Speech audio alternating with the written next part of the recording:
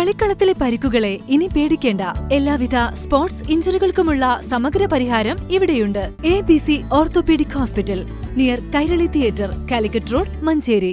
കൌൺസിലറെ കൊലപ്പെടുത്തിയ കേസിലെ പ്രതിയായ ഷംസീർ MDMA വിൽപ്പന നടത്തുന്ന പ്രധാനിയെന്ന് പോലീസ്. മഞ്ചേരിയിലും പരിസര പ്രദേശങ്ങളും കേന്ദ്രീകരിച്ച് വിദ്യാർത്ഥികൾക്കും മറ്റും ലഹരി മരുന്ന് വിൽപ്പന നടത്തിവരുന്ന 2 പേരെയാണ് ഇന്നലെ വൈകിട്ട് പോലീസ് പിടികൂടിയത്.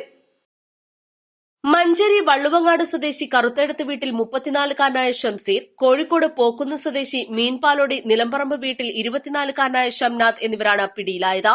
ഇവരിൽ നിന്നും 60,000 രൂപ വില വരുന്ന 36 ഗ്രാം MDMAയും വിൽപ്പനയിലൂടെ ലഭിച്ച 1.2 ലക്ഷം രൂപയും ഇലക്ട്രോണിക് ത്രാസുകളും പിടികൂടിയിരുന്നു.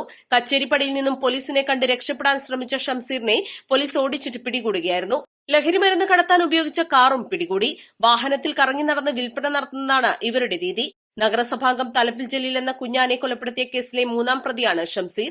കേസിൽ ജാമ്യത്തിലിറങ്ങിയ പ്രതി ലഹരി കടത്ത് സംഘത്തിൽ സജീവമായി പ്രവർത്തിച്ചു വരികയായിരുന്നു. മലപ്പുറം ജില്ലാ പോലീസ് മേധാവി ശശിധരൻ IPS ലഭിച്ച രഹസ്യ വിവരത്തിന്റെ അടിസ്ഥാനത്തിൽ മഞ്ചേരി സബ് ഇൻസ്പെക്ടർ KR ജസ്റ്റിന്റെ നേതൃത്വത്തിൽ ഡാൻസ് ഓഫ് സംഘവും മഞ്ചേരി പോലീസും ചേർന്നാണ് പ്രതികളെ പിടികൂടി അന്വേഷണം നടത്തുന്നത്.